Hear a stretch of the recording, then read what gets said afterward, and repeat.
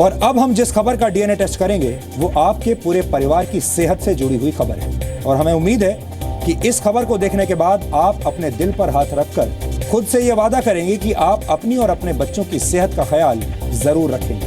कहते हैं स्वास्थ्य भगवान की तरफ से दिया गया सबसे बड़ा वरदान है, यानी जिसके पास सेहत है वो दुनिया की किसी भी परेशानी का सामना कर सकता है। हमें आपके शारीरिक और मानसिक स्वास्थ्य की चिंता रहती है और इसीलिए हम अक्सर ऐसी खबरों का विश्लेषण करते हैं जो आपको सेहतमंद बनाने और बीमारियों से बचने में मदद कर सकती है।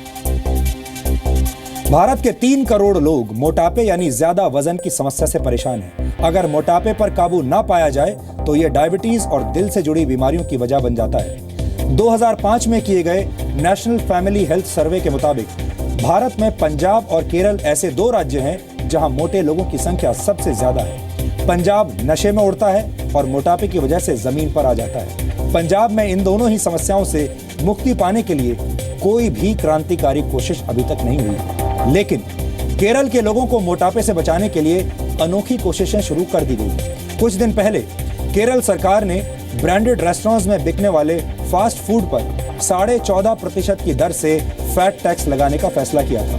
अगर यह प्रस्ताव पास हो जाता है तो फिर केरल के लोगों को पिज्जा, बर्गर और फ्रेंच फ्राइज जैसी चीजें खाने पर 14.5% का टैक्स अलग से देना होगा। केरल की सरकार का मानना है कि ऐसा करने से लोगों की खाने पीने की आदतें सुधरेंगी और लोग ज्यादा फैट वाला खाना कम खाएंगे। और आपको यह भी बता दें कि एक सामान्य व्यक्ति को दिन भर में सिर्फ 20 ग्राम फैट की जरूरत होती है, लेकिन बर्गर या पिज्जा खाने से ही आपके शरीर में 14 से 20 ग्राम तक फैट पहुंच जाता है और इसके बाद आप जो भी खाते हैं वो फैट आपके शरीर में जमा हो जाता है और आपकी सेहत को नुकसान पहुंचाता है। आपको जानकर हैरानी होगी कि मोटे लोगों की संख्या के मामले में अमेरिका और चीन के बाद भारत पूरी दुनिया में 3रे नंबर पर है। वसायुक्त भोजन पर फैट टैक्स लगाने को एक अच्छी कोशिश माना जा सकता है, लेकिन सच ये है कि सिर्फ फैट टैक्स से ही इस समस्या का समाधान नहीं हो सकता। इसके बारे में हम आपको आगे बताएंगे, लेकिन अभी कुछ और आंकड़े आपको दिखाना जरूरी है ताकि आप मोटापे की समस्या के बोझ का अंदाजा लगा सकें। और हम ये भी चाहेंगे कि अगर आपके परिवार में कोई ऐसा व्यक्ति है जिसका वजन जरूरत से ज्यादा है तो आप खास तौर पर आज उसे अपने साथ बैठाकर यह रिपोर्ट जरूर दिखाइए। आपको जानकर हैरानी होगी कि दुनिया भर में मोटापे का आर्थिक बोझ ग्लोबल जीडीपी के 2.8% हिस्से के बराबर है। दुनिया के सारे देशों के जीडीपी को मिला दिया जाए तो ये देश आतंकवाद से लड़ने पर भी उतना ही खर्च कर रहे हैं जितना मोटापे से लड़ने पर। यानी मोटापा भी आतंकवाद जितनी ही गंभीर समस्या है। पूरी दुनिया मोटापे से लड़ाई के नाम पर 134 लाख करोड़ रुपए हर साल खर्च कर रही है, जो पूरे अफ्रीका के जीडीपी के बराबर है। आप कह सकते हैं कि ओबेसिटी से इज द न्यू स्मोकिंग, यानी मोटापा एक तरीके से धूम्रपान की तरह बनता जा रहा है। इसको आप नए दौर का धूम्रपान भी कह सकते हैं, क्योंकि अब धूम्रपान की तरह मोटापा भी जानलेवा हो गया है। यूरोप के 32 देशों में की गई एक स्टडी के मुताबिक समय से पहले होने वाली 14% मौतें मोटापे की वजह से होती हैं। भारत में 3 करोड़ लोग मोटापे के शिकार हैं और अगर यूरोप में की गई स्टडी को हम आधार मान लें तो इनमें से 42 लाख लोगों की जान को इस वक्त खतरा है। हमारा मानना है कि सेहत बिगाड़ने वाली खाने पीने की चीजों पर टैक्स लगाने के साथ साथ सेहत को बेहतर बनाने वाली चीजों को सस्ता करना होगा, ताकि आम लोग भूख लगने पर फास्ट फूड या जंक फूड खाने की बजाय पौष्टिक चीजों का सेवन शुरू करें। हमें लगता है कि शरीर में जमा होने वाला फैट एक तरह का टाइम बॉम्ब है जिसे वक्त रहते डिफ्यूज किया जाना बहुत जरूरी है, वरना आपकी सेहत को बहुत नुकसान पहुंच सकता है।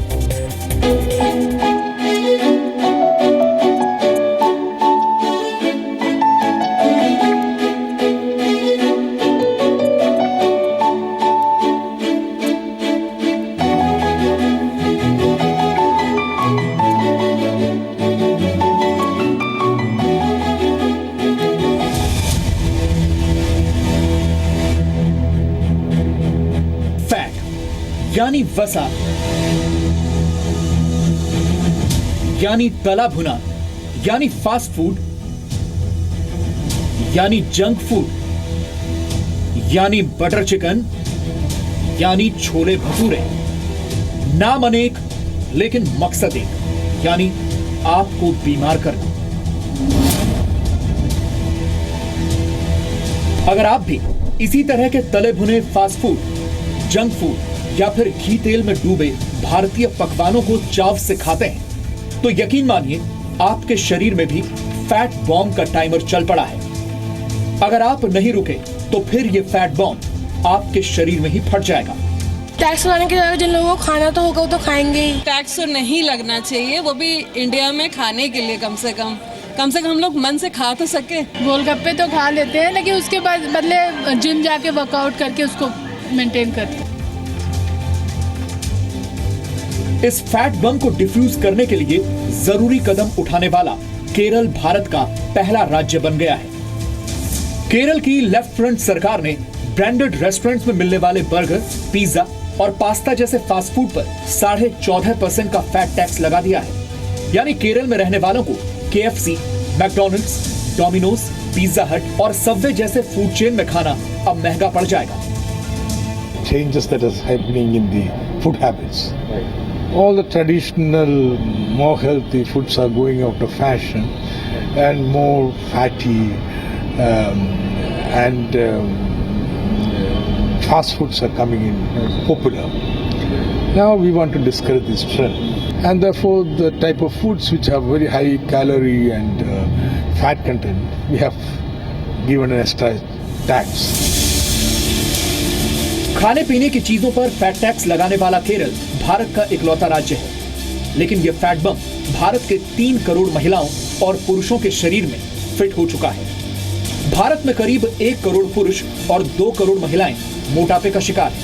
मेरे पास इस वक्त मेरे खाने का जो बिल है, ये बिल तकरीबन 2,755 रुपए का बिल है। यानी अगर सिर्फ मैंने फूड आइटम्स का बिल दिया होता जो मैंने खाया है तो 2,755 रुपए का बिल दिया होता, लेकिन इस पर वैट लगा 12.5%, तो तकरीबन 370 रुपए का ये वैट लगा। उसके बाद सर्विस चार्जेस लगे 275 रुपये, सर्विस टैक्स लगा 175 रुपये, यानी कि 15% का जो सर्विस टैक्स है वो भी इस पर लगा, और 3,611 रुपये का ये बिल हो गया। ये चूंकि मैं दिल्ली में खा रही हूँ और फिलहाल मुझे सोचना नहीं पड़ता है कि मुझे क्या खाना है, हालांकि जंक फूड ना खाया जाए तो अच्छा है, लेकिन चलिए केरल में अगर आप ये बिल देंगे तो 3,611 रुपये पर 14.5% और लगेगा, जो कि फैट टैक्स के रूप में होगा। यानी आपका यही बिल जो है, अगर हम इसमें 14.5% लगा दें तो 4,134 रुपये हो जाएगा। सन 2005 में नेशनल हेल्थ सर्वे में कहा गया था कि पंजाब के बाद केरल के लोग सबसे ज्यादा मोटापे का शिकार हैं, जबकि 2015 के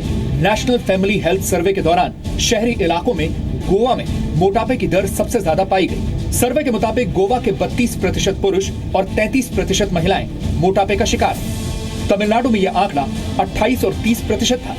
इसी तरह हरियाणा में 20% पुरुषों और 21% महिलाओं का वजन खतरे के निशान से ऊपर पाया गया।